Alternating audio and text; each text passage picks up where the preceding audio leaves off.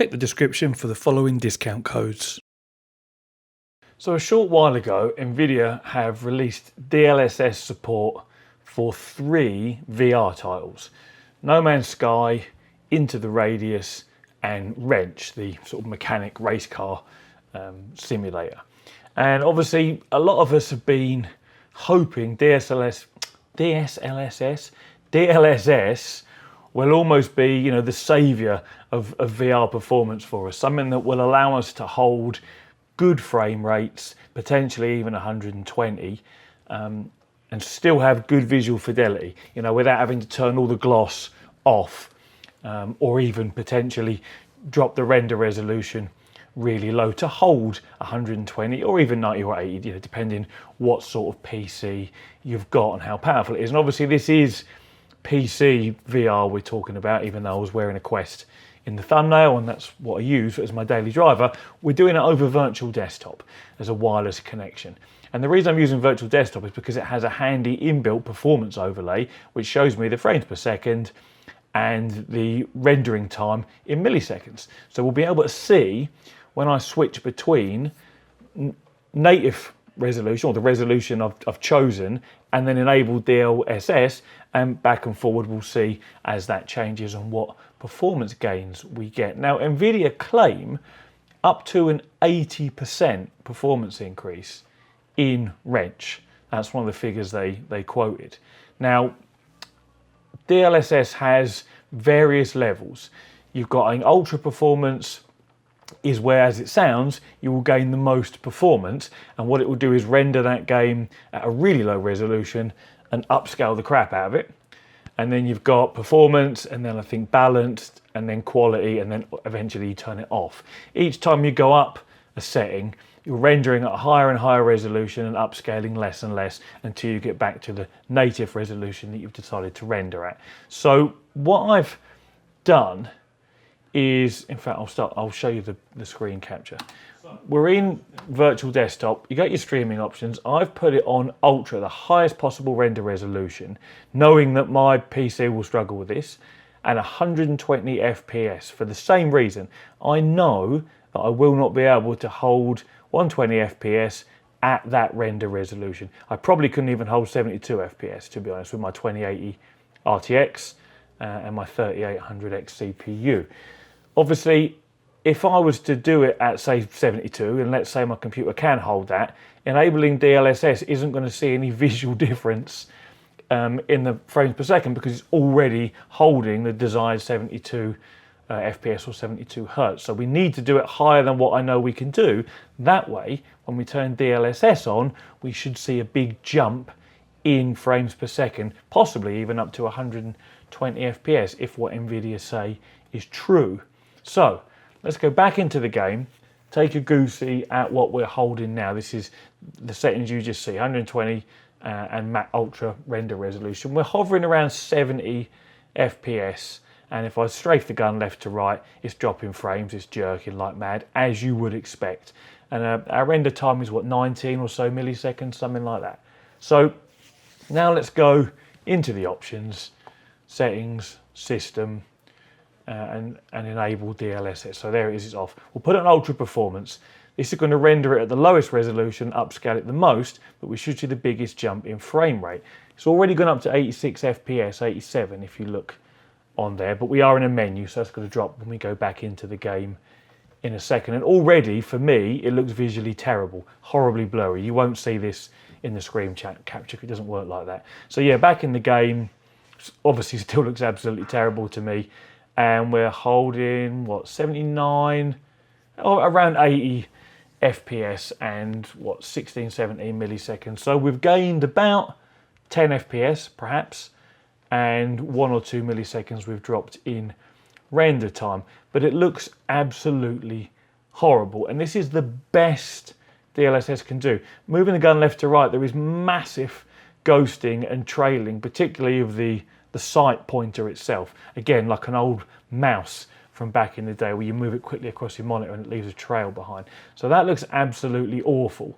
And it still hasn't hit 120 FPS, barely, 10% more than what it was doing before. So that's really not what I was hoping for, to be honest, and is of no real use. If I was to actually drop my render resolution down in Virtual Desktop, I can hold 120 FPS on the lowest setting. Obviously it looks crap, but right now it looks crap and we haven't got the lowest, and it's rendering at its lowest possible res and upscaling. So we put it on balanced and just have a little goosey at that, see what difference that makes. It now looks noticeably sharper, but obviously, and as we would expect, we've dropped some frames further still. We're now only hovering around 72, 73, and the render time has gone back up a millisecond or so. What we're seeing here is just really no benefit to the DLSS in this game. If I put it off again, obviously everything looks lovely and pin sharp and great. The mouse style trail ghosting has gone, but we're only holding, hovering around 70 FPS. So I'm really quite disappointed.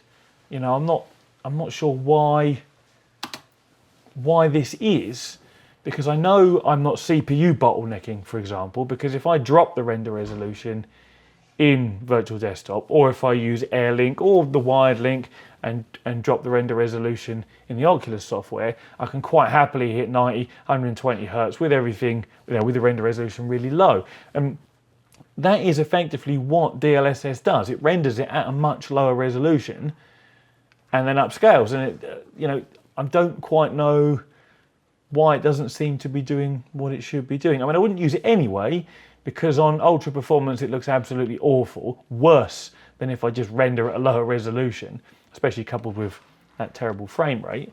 And then if you put it on, performance or balanced or quality, you're just edging nearer to rendering out what you've chosen, either in Virtual Desktop or in the Oculus software, but still at a lower frame rate, which is really quite weird. Now, my experience in Wrench was similar, but not quite as bad. The frame rate was very similar, as in the increase I saw was only maybe around 5 to 10%, but the visual degradation was nowhere near as bad. So for whatever reason, upscaling the graphics in Wrench, which are vastly different to the graphics in Into the Radius, it managed to do much, much better than it did here in Into the Radius. But again, I could noticeably see that it was being upscaled. There was a lot of fuzziness around the edges and even some banding. And the frame per second increase was only between 5 and 10 FPS. So what I was hoping for with DLSS in VR was to be able to get a game that's maybe struggling to hold 120 FPS, 120 Hertz, maybe it's hitting 100 odd, and enable DLSS on perhaps the balance setting or the quality setting where it renders it a little lower and upscales it a little bit, so you don't lose too much in the way of visual fidelity, but you gain that sort of missing 20 FPS and get that smoothness and sharpness that we want and that we need in VR to stop ourselves feeling motion sick, which is something I suffer with terribly. And once again, after the last video I did VR related was also one that made me feel motion sick. So that's what I felt very much after playing with this and continuously being in an environment where I'm not hitting my target FPS. So that was a little disappointing, and I'm not sure why it is. As I say, if I drop the render resolution elsewhere, in the Oculus software or in Steam VR or in Virtual Desktop, then the FPS goes up through the roof as you would expect it to, and I can hold it no problem. So I don't know quite why it's not working properly here, and we're only getting that small increase. Now, speaking of not working properly, the other thing I wanted to try was ray tracing, which has been brought to Wrench. I thought, that'd be cool, let's have a little goosey there. Obviously that isn't going to help performance, it's going to hinder it, but I thought it'd be interesting to try it out. And I couldn't get that to work at all. My graphics options were stuck on DirectX 11. They wouldn't let me flick over to DirectX 12 in Wrench. And so when you then go to the ray tracing options, it says you must enable DirectX 12 to be able to enable ray tracing, and it just won't work.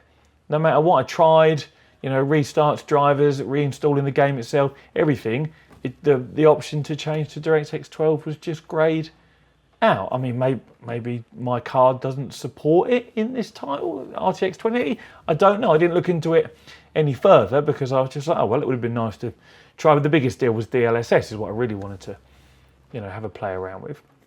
So, a bit disappointed on both counts there. The ray tracing just point blank wouldn't work.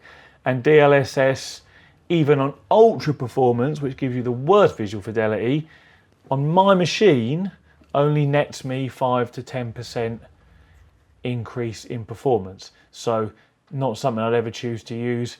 Can just drop down a render resolution if I need to in Virtual Desktop, Oculus or Steam, and have a much nicer experience, much crisper and sharper and at a higher frame rate. So bit of a weird one, my experience with this, but I thought I'd just share it with you guys.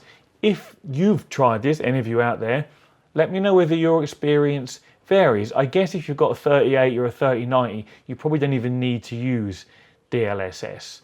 And the problem we've got is if you're already holding 120 Hertz, for example, 120 FPS, there isn't like a VSync off option. It will then let the frame rate sort of skyrocket. It will lock it at 120. So if you're already holding that, you're not going to know whether it makes any difference. Aside from perhaps looking at the frame render time, you'd be able to tell there. But yes, let me know your experience and give us some feedback, because for me, it's just not working how I expected it to. And I'm very curious to see what other people have experienced with it too. And in fact, the same for the ray tracing. If you've got Wrench, let me know whether you can enable it or not, or whether, like me, you're stuck on DirectX 11 and you can't do it. But anyway, enough of my waffle. Thank you for watching, and as always, take it easy.